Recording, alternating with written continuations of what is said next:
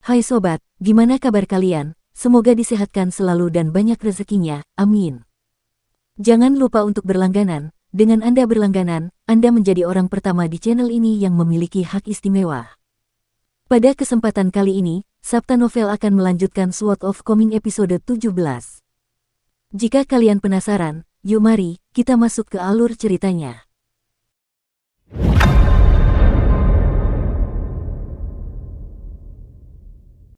Sementara itu, Fu Nanhua dari Old Dragon City masih duduk di seberang Song Jixin, dengan hati-hati memegang teko kecil dengan tulisan mandril di bagian bawahnya dengan kedua tangan. Saat ini, dia sedang memeriksa tulisan di bagian bawah teko dengan sangat hati-hati dan penuh perhatian, seolah-olah dia sedang menghargai tubuh indah dari seorang wanita cantik yang memukau. Dia sudah memeriksa setiap inci teko selama hampir 1 jam, sesekali meniup dan memijatnya dengan lengan bajunya, dan sepertinya dia bahkan tidak sanggup untuk sekadar berpikir untuk meletakkannya. Selalu ada beberapa orang atau hal yang membuat seseorang jatuh cinta pada pandangan pertama, dan teko ini adalah salah satu barang tersebut di mata Fu Nanhua. Meskipun ini hanyalah sesuatu yang luput dari perhatian, Fu Nanhua yakin bahwa ia telah menemukan harta karun yang cemerlang. Dari sekian banyak sekte di wilayah selatan benua botol harta karun timur, kota Nagatua adalah salah satu yang berada di peringkat teratas. Oleh karena itu, Fu Nanhua adalah seseorang yang benar-benar telah melihat yang terbaik dari apa yang ditawarkan benua itu, dan itulah sebabnya Kai Jinjian bersedia mengakui kelemahannya kepadanya di setiap kesempatan sebelumnya. Song Jixin menguap malas sambil mengubah posisi duduknya ke posisi yang lebih nyaman, lalu berkata, "Kakak Fu, sekarang kamu sudah memastikan keaslian barang itu, bukankah sudah waktunya kita membicarakan harganya?" Jarang sekali ada orang yang memanggil Fu Nanhua dengan sebutan saudara dalam suasana yang tidak formal seperti itu, jadi dia merasa sedikit kesal, tetapi dia dengan sabar menahan perasaan itu sambil meletakkan teko dengan enggan, lalu tersenyum sambil berkata, "Saya yakin Anda dapat melihat ketulusan saya, saudara Song. Saya telah sepenuhnya transparan sejak awal, mengungkapkan kepada Anda nilai sebenarnya dari teko ini, dan saya juga tidak berusaha menyembunyikan betapa saya menyukai teko ini. Saya melakukan semua ini untuk menghindari proses tawar-menawar yang panas yang tidak hanya membuang-buang waktu, tetapi juga merusak ikatan persaudaraan yang kita miliki. Saudara Song, saya sudah melihat Anda sebagai orang kepercayaan saya dalam perjalanan kultivasi saya di masa depan. Saat ini, saya merasa puas berbisnis dengan Anda, dan jika kita mengambil langkah pertama yang solid bersama-sama dan semakin memperdalam ikatan kita, saya dapat melihat diri saya mempercayakan bahkan hidup saya sendiri kepada Anda di masa mendatang." Menghadapi ketulusan Fu Nanhua, Song Jixin bersandar dan mengangkat bahu sambil tersenyum sambil berkata, "Saya orang yang sangat vulgar dan materialistis, saudara Fu. Tentu saja, saya menghargai persahabatan, tetapi jika seseorang berbicara kepada saya tentang ikatan persaudaraan sambil membicarakan bisnis, saya tidak dapat tidak meragukan ketulusan kata-kata mereka. Setiap kali mereka menyinggung ikatan persaudaraan kita di masa mendatang, bagaimana saya tahu bahwa mereka tidak berpikir untuk menipu saya?" Ekspresi dingin muncul di wajah Fu Nanhua saat mendengar ini, dan dia bersandar di sandaran kursinya sambil mengetuk meja dengan lembut menggunakan jarinya dalam diam. Song Jixin tampaknya sama sekali tidak menyadari perubahan sikap Fu Nanhua, dan dia melanjutkan, "Fakta bahwa aku memanggilmu kakak Fu dan bersedia mengeluarkan teko ini untuk menunjukkan kepadamu seharusnya sudah cukup menunjukkan ketulusanku. Kita berdua ingin kesepakatan ini berhasil, jadi jangan buang waktu lagi untuk berputar-putar. Begini yang akan terjadi, Anda memberi saya harga, dan saya akan mengangguk atau menggelengkan kepala. Saya akan memberi Anda 2 kesempatan untuk menyebutkan harga, dan jika saya menolak kedua kesempatan itu, maka saya khawatir itu akan menjadi akhir cerita. Setelah itu, apapun yang Anda coba tawarkan kepada saya, bahkan gunung perak atau lautan emas, saya tidak akan menjualnya." Senyum tulus kembali muncul di wajah Fu Nanhua saat dia berkata, "Liontin Giok yang kuberikan padamu sebelumnya adalah hadiah pertemuan pertamaku untukmu. Namanya adalah pembawa hujan Nagatua, dan itu bukanlah harta abadi yang sangat kuat, hanya mampu menjernihkan pikiran, membersihkan organ, dan menyejukkan pemakainya saat cuaca panas. Liontin ini sangat berguna selama meditasi, dan efeknya akan sangat meningkat jika digunakan bersama mantra yang berasal dari Tao." Fu Nanhua kemudian meletakkan kantong sulaman di atas meja sebelum mendorongnya ke arah Song Jixin sambil melanjutkan dengan ekspresi serius, "Tas koin tembaga ini dikenal sebagai koin persembahan, salah satu dari banyak jenis barang yang dipersembahkan kepada dewa dan objek pemujaan lainnya. Koin-koin ini umumnya dipersembahkan kepada kuil dewa kota atau patung dewa yang berbeda untuk dipegang di mulut, di perut, atau di atas telapak tangan, semuanya untuk tujuan dan efek yang berbeda. Yang terpenting, koin-koin ini mungkin tampak dibuat menggunakan emas, tetapi pada kenyataannya, bahan yang digunakan adalah saripati emas, yang jauh lebih berharga daripada emas dan merupakan bahan yang dianggap sangat langka bahkan oleh para dewa. Saya tidak dapat mengatakan bahwa sekantong koin persembahan saripati emas ini lebih dari cukup nilainya untuk ditukar dengan teko ini, tetapi paling tidak, harganya sudah pasti pantas. Ini, ditambah dengan liontin giok itu, tidak diragukan lagi akan menjadikan Anda pemenang transaksi ini, Saudara Song. Setelah memperkenalkan apa yang ditawarkannya, Fu Nanhua terdiam, menunggu jawaban Song Jixin. Song Jixin juga terdiam sejenak, lalu berkedip tak percaya sebelum bertanya, hanya itu. Begitulah, Fu Nanhua membenarkan sambil tersenyum kecut. Song Jixin langsung marah besar setelah mendengar ini, membanting telapak tangannya ke atas meja sambil melontarkan omelan marah. Apa kau menganggapku idiot? Apa aku terlihat seperti anak bodoh yang bisa kau tipu sesuka hatimu? Sebelum memasuki kota, masing-masing dari kalian memiliki 3 kantong koin tembaga, yang satu diberikan kepada penjaga gerbang, jadi masuk akal jika 2 kantong lainnya akan ditukar dengan 2 harta karun yang boleh kalian ambil dari tempat ini. Setiap kantong seharusnya berisi tidak kurang dari 20 koin tembaga, tapi lihat kantong pipihmu ini. Apakah ada 12 koin tembaga di sana? Beraninya kau berbicara tentang ketulusan ketika kau jelas-jelas mencoba melakukan perampokan terang-terangan. Fu Nanhua mulai mengetukkan jarinya lebih keras ke meja, dan ia juga melakukannya dengan irama yang lebih cepat. Jantung Song Jixin tiba-tiba bergetar, dan entah kenapa ia merasa sesak napas. Wajahnya langsung memerah, dan matanya memerah. Ia buru-buru menekan tangannya ke jantungnya sendiri dan mendapati jantungnya berdetak kencang seperti genderang, hampir seperti mengancam akan meninju keluar dari dadanya. Fu Nanhua perlahan-lahan memperlambat ketukan jarinya, dan baru saat itulah kulit Song Jixin mulai membaik. Senyum tipis muncul di wajah Fu Nanhua saat dia berkata, karena harga pertama telah ditolak, aku hanya perlu menawarkan harga kedua. Aku akan memberimu 24 koin persembahan esensi emas untuk teko mandril ini. Bagaimana menurutmu? Song Jixin berkeringat deras saat dia mempertimbangkan tawaran itu. Dia bisa melihat bahwa Fu Nanhua mulai tidak sabar, dan dia baru saja akan mengatakan sesuatu untuk meredakan situasi ketika Fu Nanhua mulai meningkatkan kecepatan ketukannya sekali lagi, tampaknya sebagai bentuk balas dendam atas omelan Song Jixin sebelumnya. Song Jixin mengatupkan kedua tangannya di dada, wajahnya tampak kesakitan, tetapi dia masih melotot ke arah Fu Nanhua dengan sorot menantang di matanya. Fu Nanhua nyaris tak mampu menahan keinginannya untuk mengakhiri hidup Song Jixin saat itu juga, tetapi demi kebaikan bersama dan masa depannya dalam berkultivasi, ia menahan emosinya, menghentikan ketukan jarinya, dan menyelamatkan Song Jixin dari kematian yang menyakitkan. Song Jixin terengah-engah dengan tatapan mata penuh semangat, dan dia tiba-tiba mulai tertawa dengan suara serak. Fu Nanhua sangat bingung dengan hal ini, dan dia bisa melihat bahwa sepertinya tidak ada kebencian di mata Song Jixin. Namun, dia tidak merasa ini terlalu mengkhawatirkan. Bagaimanapun, jalur kultivasi syarat dengan semua jenis hal aneh dan tidak dapat dijelaskan, dan dia telah bertemu lebih dari cukup banyak orang yang membingungkan. Karena itu, dia hanya bertanya, apa yang kamu tertawakan? Napas Song Jixin perlahan mulai teratur, dan dia merosot ke belakang di kursinya sambil menyeka keringat di dahinya, tetapi matanya masih tetap cerah dan tajam seperti sebelumnya ketika dia menjawab, aku tidak bisa menahan kegembiraan setiap kali aku memikirkan fakta bahwa aku juga akan mengembangkan kekuatan yang sama seperti dirimu dan memiliki kemampuan untuk membunuh hanya dengan ketukan jari. Fu Nanhua tersenyum dan tidak memberikan tanggapan, tampaknya tidak terlalu terkejut bahwa Song Jixin berpikir seperti ini. Di mata Fu Nanhua, orang-orang seperti Song Jixin adalah orang yang paling mudah dihadapi, asalkan dia mampu berada di atas mereka, tetapi mereka juga bisa menjadi tipe orang yang paling sulit dihadapi jika mereka mampu melampauinya. Namun, sebagai tuan muda kota naga tua, Fu Nanhua yakin bahwa setelah berhasil meraih kesempatan yang ditakdirkan untuknya di sini, tidak mungkin ia akan dikalahkan oleh seorang anak yang belum pernah dibawa pergi dari kota itu oleh siapapun hingga saat ini. Song Jixin melirik teko dan kantung koin tembaga yang setengah penuh di atas meja, lalu mengangkat kepalanya sambil berkata, aku punya 2 syarat. Jika kamu setuju dengan syarat-syarat itu, aku tidak hanya akan menjual teko mandril ini kepadamu, aku juga akan menunjukkan kepadamu sesuatu yang setidaknya memiliki kualitas yang sama. Fu Nanhua menahan kegembiraan yang membuncah dalam hatinya sambil berusaha setenang mungkin dan bertanya, apa saja syaratmu? Song Jixin tidak membuang waktu dan langsung memberitahu Fu Nanhua apa yang diinginkannya.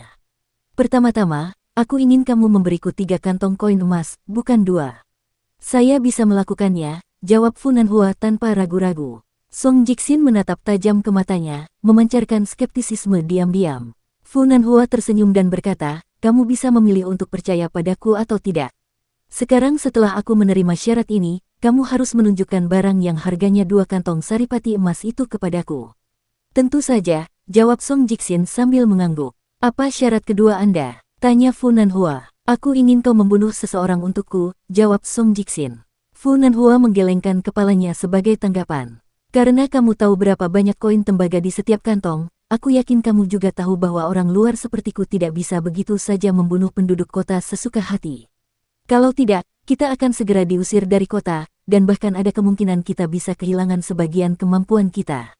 Orang bijak bahkan mampu merampas kesempatan masa depan yang sudah ditakdirkan bagi kita melalui cara yang tak terduga, jadi bukan hanya kita yang akan dipaksa menanggung akibat dari tindakan kita, bahkan klan kita pun bisa terkena dampak negatif.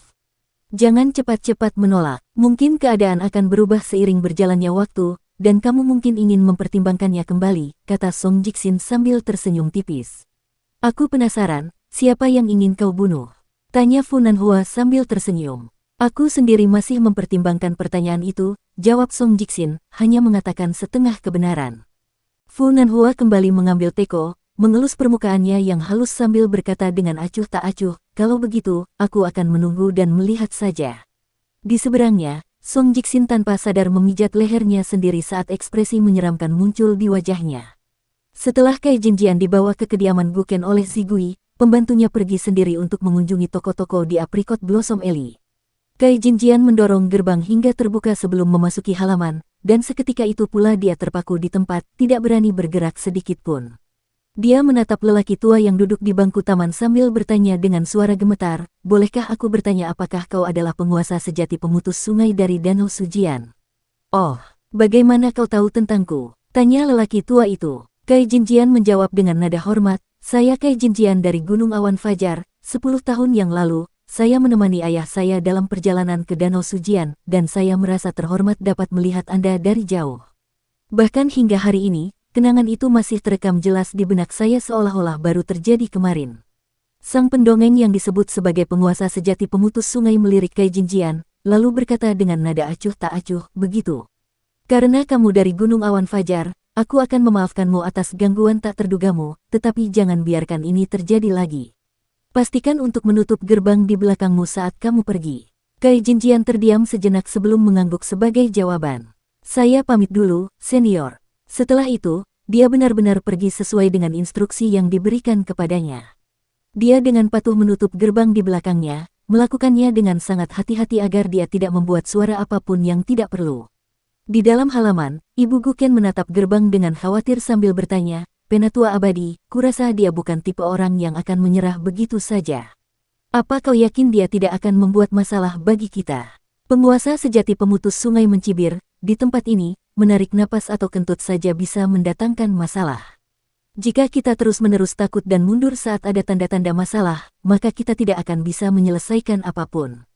Wanita itu tidak bereaksi apapun terhadap ini. Penguasa sejati pemutus sungai tersenyum seraya bertanya, izinkan aku bertanya kepadamu, jika kamu punya pilihan, apakah kamu lebih suka mengirim Guken untuk berkultivasi di Gunung Awan Fajar atau menemaniku ke Danau Sujian?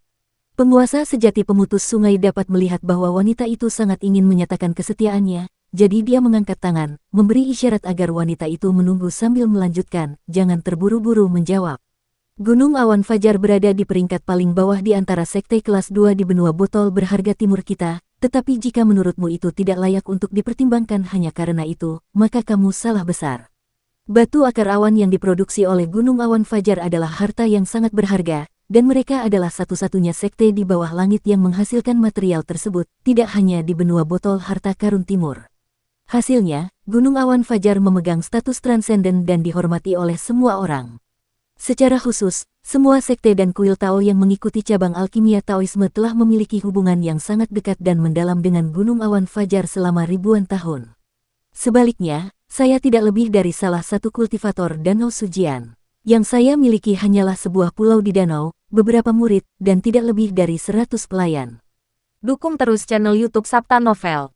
Meskipun usianya sudah tua, Ibu Guken masih memiliki banyak kecantikan seperti yang dimilikinya sejak masa mudanya, dan dia tersenyum sambil berkata, perbedaan antara aku dan wanita dari Gunung Awan Fajar itu tidak ada bedanya dengan perbedaan antara dia dan dirimu. Bagaimana mungkin aku bisa menyuruh Guken pergi mencari-cari barang dengan wanita itu daripada menjadi murid seseorang yang sama hebat dan terhormatnya seperti dirimu? Penguasa sejati pemutus sungai tertawa terbahak-bahak saat mendengar ini, lalu tiba-tiba sebuah pikiran muncul di benaknya, dan dia memerintahkan dengan suara serius, ceritakan kepadaku tentang sejarah anak laki-laki itu, dan berikan kepadaku cerita sedetail mungkin. Wanita itu sedikit goyah setelah mendengar ini, lalu merapikan rambutnya dengan tangannya sejenak sebelum memulai ceritanya. Nama anak laki-laki malang itu adalah Chen Pingan. Kedua orang tuanya tumbuh di kota itu, dan saya sangat dekat dengan ibunya. Dia tidak terlalu cantik, tetapi dia memiliki kepribadian yang fantastis. Saya rasa saya tidak dapat mengingat satu kejadian pun di mana dia pernah marah pada siapapun. Suaminya jauh dari kata tampan, dan sejujurnya, menurutku dia tidak cukup baik untuknya, tetapi dia adalah seorang pembuat tembikar yang baik. Jika dia tidak meninggal di usia muda, mungkin dia bisa menjadi kepala pembuat tembikar di Tungku Naga Besar dalam 20 tahun. Mengenai bagaimana dia meninggal, ada yang mengatakan bahwa pada suatu hari hujan, dia khawatir api di Tungku akan padam, dan karena tergesa-gesa pergi ke Tungku, dia terpeleset dan jatuh ke sungai. Yang lain mengatakan bahwa suatu hari ketika sedang mencari kayu bakar di hutan, keserakahannya menguasai dirinya, dan dia masuk tanpa izin ke sebuah gunung yang ditutup oleh istana kekaisaran dan menjadi mangsa beberapa binatang buas. Bagaimanapun, jasadnya tidak pernah ditemukan. Pria itu memiliki kepribadian yang sangat pendiam dan tertutup, tetapi dia sangat baik kepada putranya.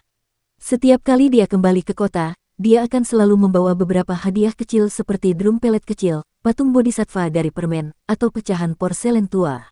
Sebelum meninggal, keluarga yang terdiri dari 3 orang ini memiliki kehidupan yang cukup stabil.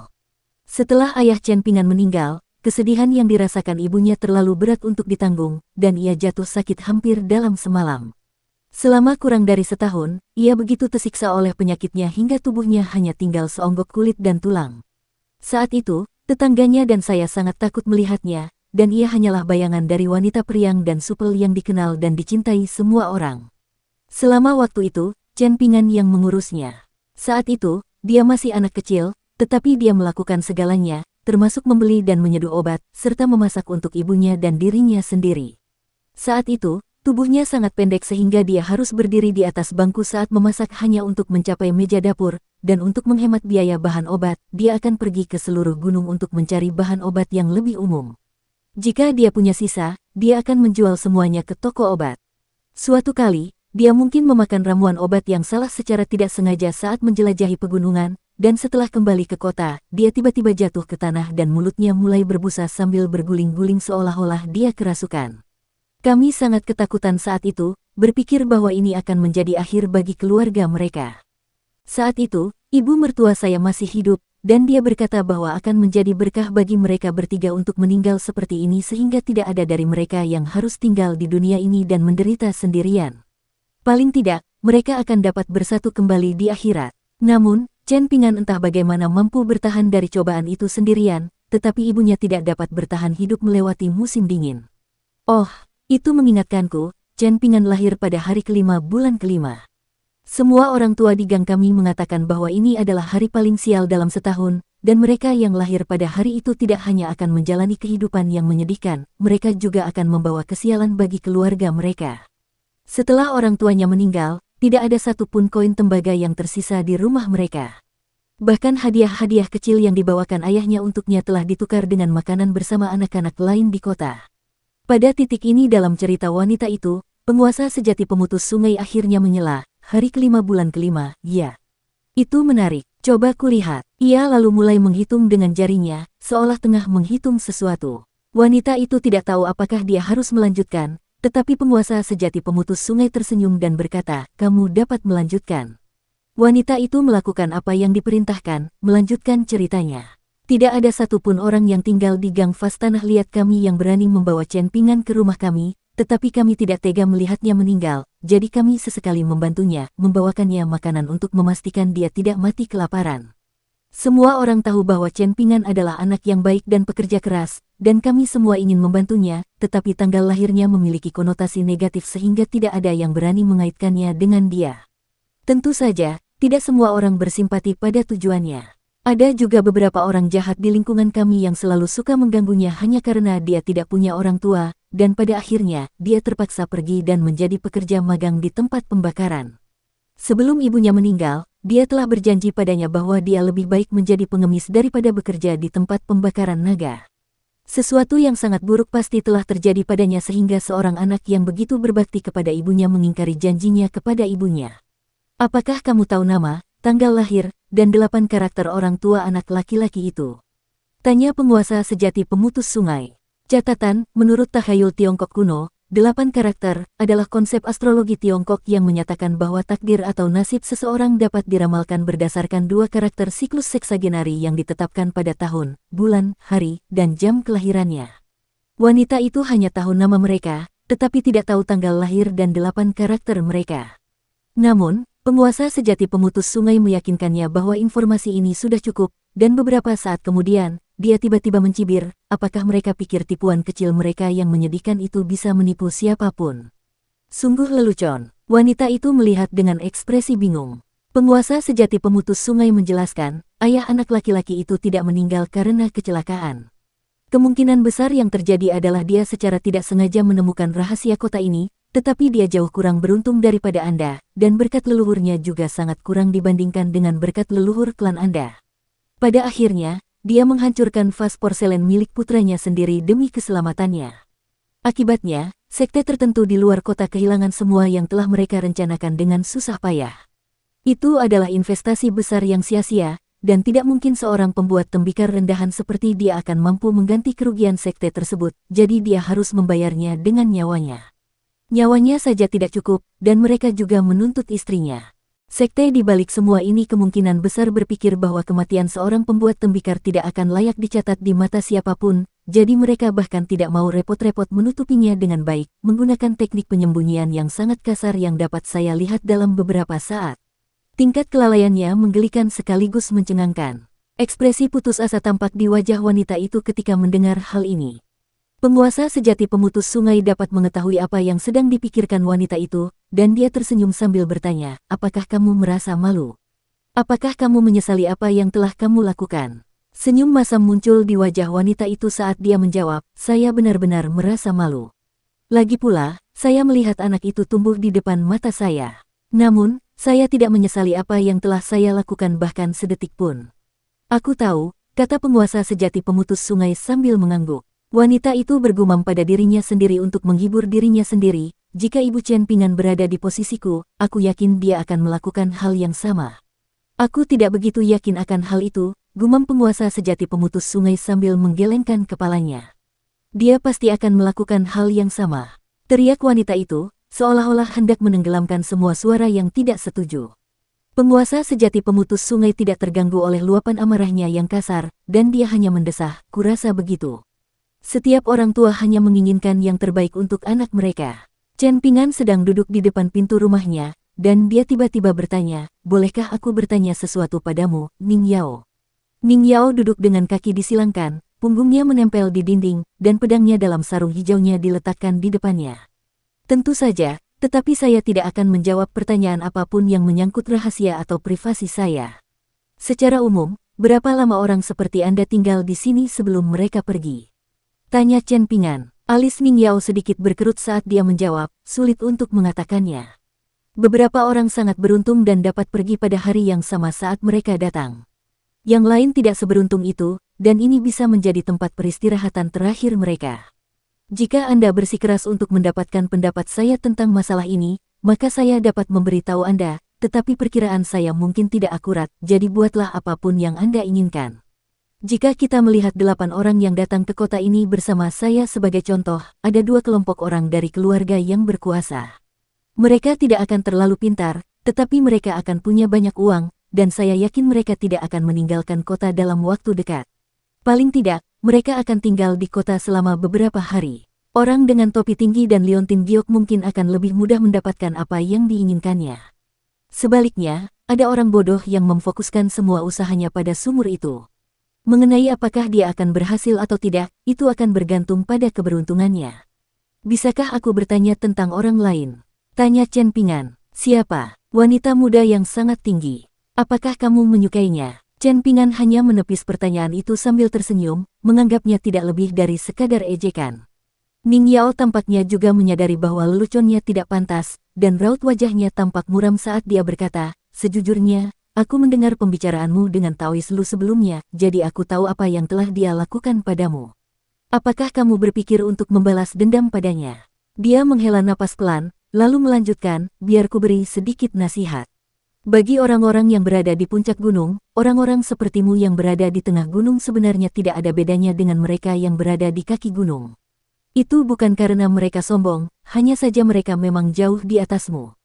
Selain wanita dari Gunung Awan Fajar itu, bahkan bocah lelaki berjubah merah besar itu dapat membuatmu muntah banyak darah dengan pukulan di dada, sedangkan jika perannya dibalik dan kamu memukulnya, itu bahkan tidak akan menggelitiknya. Paling-paling, itu akan sedikit menyakitinya, tetapi itu pasti tidak akan menimbulkan kerusakan yang berarti. Mengenai alasan untuk ini, itu sangat sulit untuk dijelaskan, dan aku tidak pandai membicarakan hal-hal ini. Chen Pingan mengalihkan pandangannya keluar pintu sambil berkata, aku hanya ingin tahu mengapa dia melakukan itu padaku. Itu adalah pertama kalinya kami bertemu, jadi apa alasannya membunuhku? Ning Yao merenungkan pertanyaan itu cukup lama sebelum akhirnya menjawab, dia mungkin bukan tipe orang yang membunuh orang tak bersalah begitu saja. Bagaimana aku menjelaskannya? Bayangkan seperti ini, di jalur kultivasi, ada berbagai macam medan dan situasi yang harus dihadapi. Kadang-kadang, mereka mungkin sedikit tergesa-gesa dan tanpa sengaja menginjak semut, atau mereka bisa lapar dan menangkap beberapa ikan dari sungai untuk dimakan, atau mereka bisa secara tidak sengaja membunuh burung atau ular saat berlatih menggunakan kekuatannya. Itu semua kemungkinan, dan tidak satu pun dari skenario itu yang secara khusus disengaja. Itu bukan analogi yang bagus, tetapi Anda mengerti apa yang saya katakan, bukan? Begitulah, jawab Chen Pingan, lalu kembali mengalihkan pandangannya keluar pintu dengan ekspresi agak muram. Kenyataannya, dia sama sekali tidak mengerti. Dia tidak dapat memahami mengapa orang-orang itu tega mengambil nyawa orang lain tanpa alasan. Beberapa saat kemudian, Chen Pingan menoleh ke Ning Yao sambil tersenyum dan berkata, jika kamu tidak keberatan, kamu bisa tinggal di sini. Katakan saja padaku jika kamu butuh sesuatu. Di mana kamu akan tinggal? Aku kenal seseorang, dan aku akan pergi dan tinggal di tempatnya, jadi jangan khawatir tentangku. Namanya Liu Xianyang, dan dia teman baikku. Terima kasih, kata Ning Yao dengan senyum di wajahnya. Chen Pingan tersenyum padanya sambil menggaruk kepalanya sendiri dengan malu-malu. Setelah ragu-ragu sejenak, dia akhirnya memberanikan diri, lalu berbalik menghadap Ning Yao sekali lagi sambil berkata, Ning Yao, jika aku tidak kembali suatu hari nanti, berikan kantong koin tembaga emas itu kepada Liu Xianyang dan katakan padanya untuk menjaga rumah ini untukku mulai sekarang. Dia tidak perlu membersihkannya, cukup lakukan perbaikan sesekali dan tambahkan beberapa genteng baru dari waktu ke waktu agar tidak bocor saat hujan.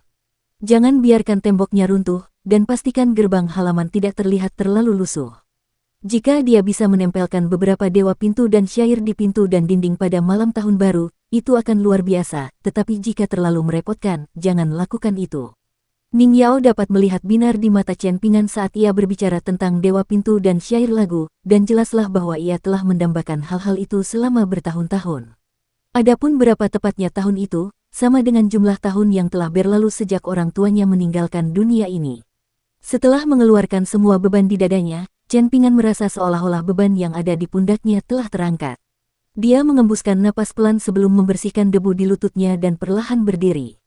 Tepat pada saat ini, pedang terbang di dalam sarung di atas meja tiba-tiba mulai mengeluarkan suara melengking yang tajam.